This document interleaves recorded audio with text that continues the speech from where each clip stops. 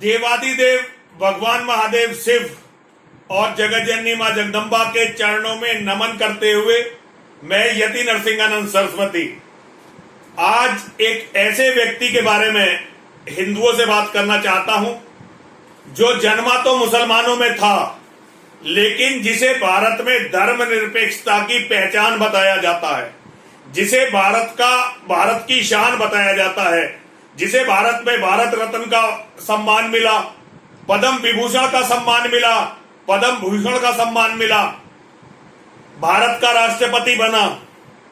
आप समझ ही गए होंगे मैं डॉक्टर एपीजे अब्दुल कलाम के बारे में आज आप लोगों से कुछ बातें करना चाहता हूं, लेकिन उससे पहले जो मैं बातें आपसे करना चाहता हूं वो 10 जुलाई 2017 को सावन महीने का पहला सोमवार था।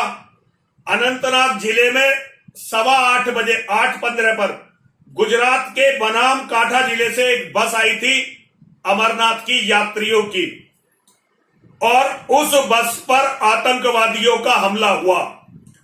उस बस के ड्राइवर का नाम था शेख सलीम गफूर। बस पर सामने से आतंकवादियों का हमला हुआ, लेकिन ये शेख सलीम गफूर को कुछ नहीं हुआ। बस के कुछ यात्री मारे गए, कुछ बहुत बुरी तरह घायल हुए। ये बस बिना सुरक्षा अमरनाथ के यात्रियों को लेकर जा रही थी, और इसका अमरनाथ श्राइन बोर्ड में कोई भी रजिस्ट्रेशन नहीं था।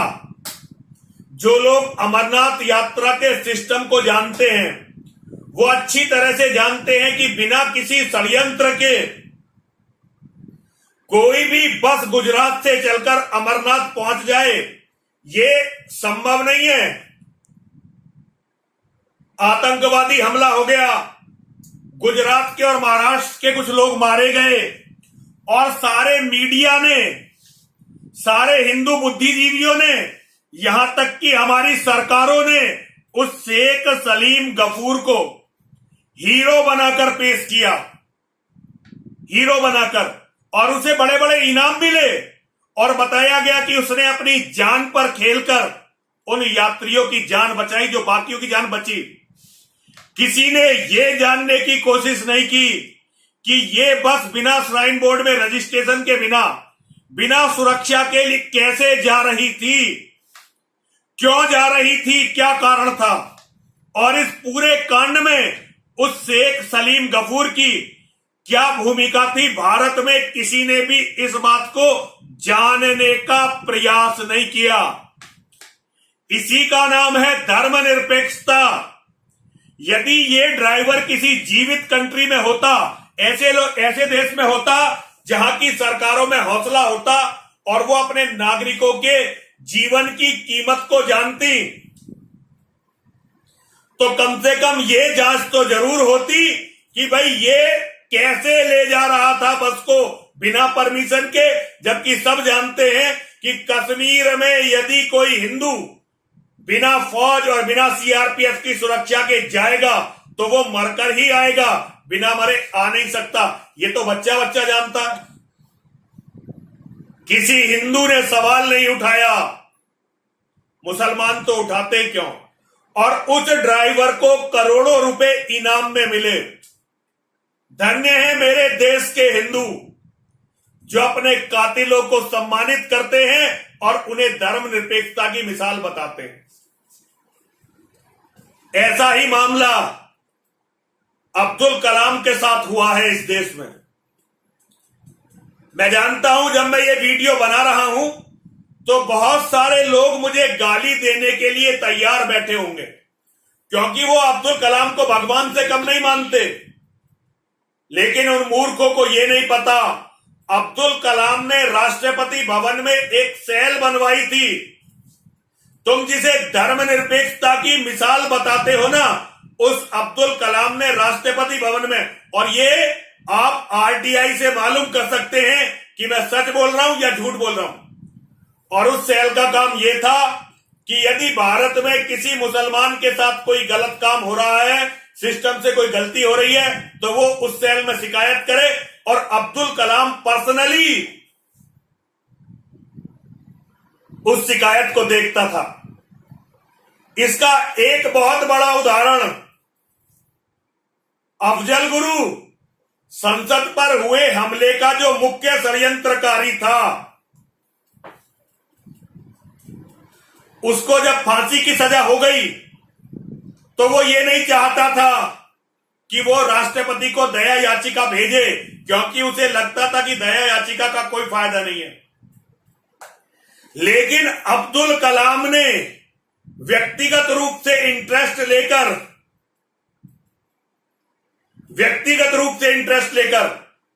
अफजल गुरु की पत्नी, उसकी मां और उसके बेटे को बुलाया अपने पास। ये ऑन रिकॉर्ड है, राष्ट्रपति भवन का रिकॉर्ड है, इसे मिटाया नहीं जा सकता। इसे कोई भी हिंदू चेक कर लेगा। और इसके लिए अब्दुल कलाम ने रास्ता बनाया। एक शिकायत अब्दुल कलाम की उस सेल पर आई जो उसने मुसलमानों के लिए बनाई थी। शिकायत आने के केवल 2 दिन के अंदर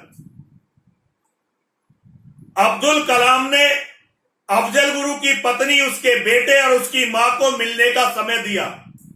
जो लोग भारत के राजनीति के सिस्टम को जानते हैं, जो भारत के गवर्नर और प्रेसिडेंट, राष्ट्रपति और राज्यपाल के प्रोटोकॉल को जानते हैं, वो ये जानते हैं कि 2 दिन में राष्ट्रपति से मिलना किसी भी तरह से संभव नहीं होता।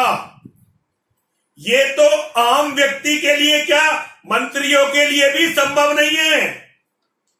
लेकिन अब्दुल कलाम के लिए अफजल गुरु के परिवार के लोग अपना ही परिवार थे और सारे के सारे जितने भी प्रोटोकॉल हैं उन्हें तोड़कर केवल 2 दिन के अंदर अब्दुल कलाम उनके परिवार से मिला और उसने परिवार के लोगों से कहा कि आप जाइए। ऑन रिकॉर्ड है ये बात। अब्दुल कलाम से मिलने के बाद अफजल गुरु ने जब अफजल गुरु का परिवार अब्दुल कलाम से मिल गया तो फिर वो जेल में अफजल गुरु से मिलने गए और अफजल गुरु ने दया याचिका डाली। भारत की सबसे घटिया सरकार उस समय थी। कांग्रेस का ये यूपीए 2 शुरू हो गया था। मनमोहन सिंह भारत के प्रधानमंत्री थे, लेकिन उस समय भी गृह मंत्रालय में इतनी सोचने की शक्ति थी, वो ये समझते थे कि ये दया याचिका यदि अब्दुल कलाम के सामने गई तो अब्दुल कलाम इस दया याचिका को स्वीकार कर लेगा और फांसी नहीं होगी। तो 2 साल तक गृह मंत्रालय ने, जब तक अब्दुल कलाम रिटायर नहीं हो गया, वो दया याचिका अब्दुल कलाम के सामने जाने नहीं दी। ये आधिकारिक चीजें बता रहा हूं आपको। जब अब्दुल कलाम के पास वो दया याचिका नहीं पहुंची और रिटायरमेंट के दिन आ गए तो अब्दुल कलाम ने पत्र लिखा गृह मंत्रालय को कि आपके पास आई हुई है अफजल गुरु की दया याचिका, आपने मुझे आज तक क्यों नहीं भेजी। ये आधिकारिक चीजें हैं, ये मनगढ़ंत नहीं हो सकती। लेकिन हिंदुओं के अंदर एक खास बात है, हिंदू ना तो खुद कुछ जानते हैं, केवल अपने नेताओं की, अपने संगठनों की बातें सुनते हैं और उनके नेता जब कह देते हैं कि जी ये तो धर्मनिरपेक्षता का बड़ा प्रतिमान है, तो वो उस व्यक्ति को धर्मनिरपेक्षता का प्रतिमान मानते हुए बाकी सबकी बातों को रद्द कर देते हैं। इसे कहते हैं अज्ञान का अहंकार। व्यक्ति के अंदर ज्ञान का अहंकार होता है, ये तो बड़ा एक प्रकृति का नियम है। ज्ञान है तो उसका अहंकार होगा। लेकिन हिंदू कौम वो है जिसे अपने अज्ञान का अहंकार है, जो अपने मूर्खतापूर्ण अज्ञान पर अहंकार करती है। कल मैंने अपने फेसबुक पर यह लिखा था कि पाकिस्तान के एटम बम में अब्दुल कलाम का बहुत बड़ा हाथ है। बहुत सारे लोग बिफर गए, कह रहे हैं जी ये तो चीन ने दिया है पाकिस्तान को एटम बम की तकनीक। अरे मूर्खों, तुम्हें पता नहीं है, चीन ने तो आज तक किसी देश को एक प्लग बनाने की भी तकनीक नहीं दी। पाकिस्तान को एटम बम बनाने की तकनीक कैसे देगा? वो तुम्हारी तरह मूर्ख नहीं है। चीन पाकिस्तान में जितना भी काम कर रहा है उसके बदले पाकिस्तानियों को गुलाम बना रहा है। अगर उन्होंने एटम बम दिया होता पाकिस्तानियों को तो अब तक सारा पाकिस्तान वो गुलाम बना चुके होते। वो तुम्हारी तरह भाईचारा नहीं निभाते इन भाईजानों का। वो अपने लोगों को इनका चारा नहीं बनाएंगे बल्कि वो इन मांसाहारी राक्षसों को निगल जाएंगे। जब अब्दुल कलाम राष्ट्रपति नहीं रहा तो अब्दुल कलाम एक बार अमेरिका गया और अमेरिका में उसकी नंगी करके तलाशी हुई। नंगी करके उसकी तलाशी हुई। भारत में उस समय यूपीए की सरकार थी। मनमोहन सिंह को, सोनिया गांधी को एक मुसलमान का अपमान बहुत बुरा लगा और उन्होंने आधिकारिक रूप से अमेरिका की सरकार को इसकी आपत्ति दर्ज करवाई। इसकी आपत्ति कि भाई ये हमारा पूर्व राष्ट्रपति है, भारत रत्न है, वैज्ञानिक है, आप इसका अपमान नहीं कर सकते। बहुत जल्दी अमेरिका की सरकार ने 124 फाइलें भारत के गृह विदेश मंत्रालय के सामने रखी। उन्होंने कहा तुम्हारे लिए ये व्यक्ति कुछ भी हो लेकिन हमारी फाइलों में ये आतंकवादी पाकिस्तान का सरपरस्त और पाकिस्तान के एटम बम का फादर है। इस बात को टॉप पर बैठे हुए सभी लोग जानते हैं अच्छी तरह से, लेकिन पूरे देश में आपको ये बात कहते हुए मेरे सिवा कोई नहीं मिलेगा, कोई नहीं मिलने वाला। आज के 10 साल बाद जब मेरी बातों का एनालिसिस होगा मुझे तो आतंकवादी मार देंगे पक्का, क्योंकि भारत के अंदर हिंदुओं की सबसे कट्टर आवाज यति नरसिंहानंद सरस्वती सारी दुनिया के आतंकवादियों के निशाने पर है। मुझे तो मरना ही है, लेकिन तुम जो लोग मुझे गलत बता रहे हो कभी मेरे तथ्यों की जांच करके देखना। मेरे तथ्यों की जब जांच करके देखोगे तो सब कुछ फट जाएगा, एकदम किल्ली निकल जाएगी। क्योंकि तुमने जिसको आधार बनाकर यह बताया है कि मुसलमान सबसे अच्छे होते हैं वो भारत के सबसे बड़े जिहादियों में से एक था, सबसे बड़े जिहादियों में।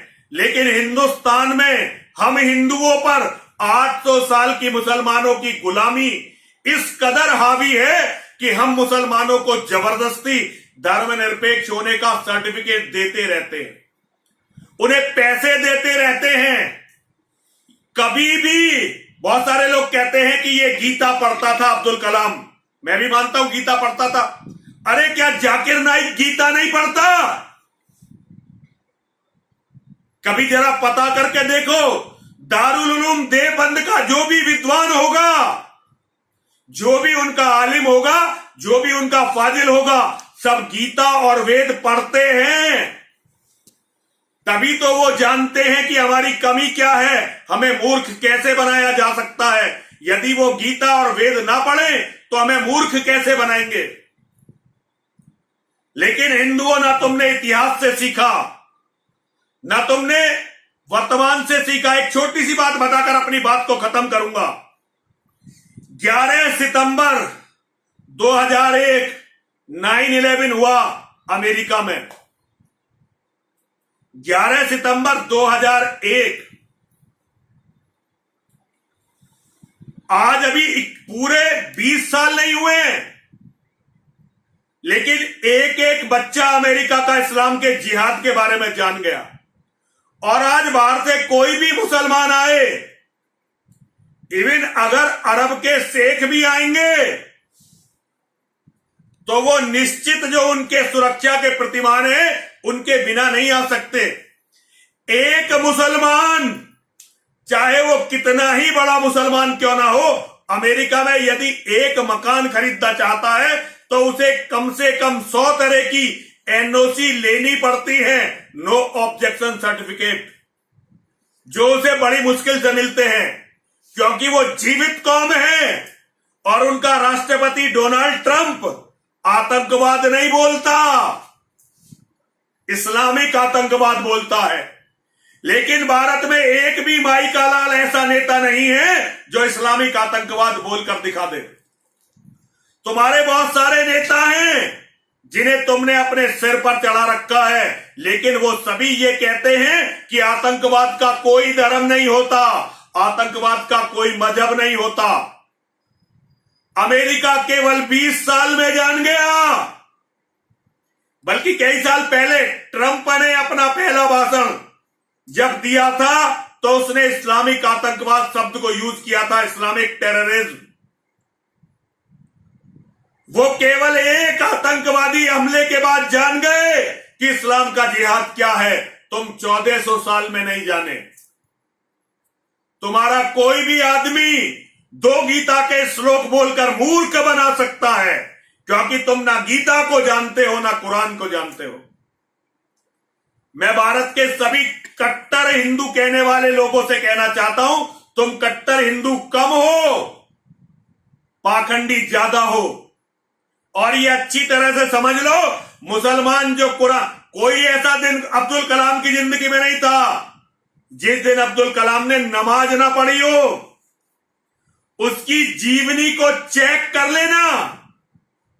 हां, यह बात है कि वो शाकाहारी था, यह बात जरूर है कि वो शाकाहारी था, लेकिन अगर वो शाकाहारी नहीं होता तो कैसे उसे पद्म विभूषण मिलता, कैसे पद्म भूषण मिलता, कैसे भारत रत्न मिलता, और कैसे वो तुम सबको मूर्ख बनाकर पाकिस्तान का एटम बम बनवा पाता, भारत का राष्ट्रपति बनता।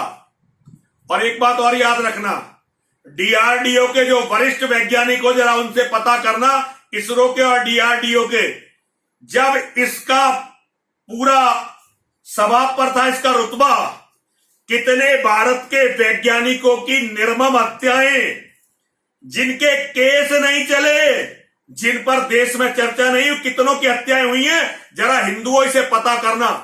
और उसके बाद मुझे गाली देना। मुझे गाली देना तो स्वाभाविक है, क्योंकि मैंने उस कौम की आवाज उठाई है जो कौम सोई हुई नहीं है, जो कौम मर गई है और मरने के बाद जिसकी लाश भी सड़ रही है, बदबू मार रही है। आज सारे हिंदू उस बदबू मारती हुई लाश के कीड़े हैं, क्योंकि वो केवल अपनों को गाली दे सकते हैं, केवल अपनों से लड़ सकते हैं, और अपनों में भी उसमें जो उनके लिए लड़ते लड़ते मिट रहे हैं। वफादारी, धर्मनिष्ठा और अपने धर्म के प्रति समर्पण, ये इस कौम से खत्म होता जा रहा है। लेकिन फिर भी मेरे बच्चे, मेरे शिष्य जो मुझ पर विश्वास करते हैं, जो मेरी बात मानते हैं, एक दिन देखना हिंदुओं, वो विजय प्राप्त करेंगे और सारी परिस्थितियों को बदल देंगे। मैं यति नरसिंहानंद सरस्वती पूरी जिम्मेदारी के साथ आप सबको बताना चाहता हूं, ये कुछ भी कर लें, लेकिन अंतिम जीत सनातन धर्म की होगी। लाखों करोड़ों कलाम आएंगे, लाखों करोड़ों अफजल गुरु आएंगे, लेकिन नरसिंहानंद के शेर जिस दिन जाग जाएंगे, नरसिंहानंद के बच्चे जिस दिन नरसिंहानंद की बात को समझ जाएंगे, उसके बाद देखना इन कुत्तों के, इन सियारों के, इन गीदड़ों के, जो अपने आप को शिकारी समझ बैठे हैं,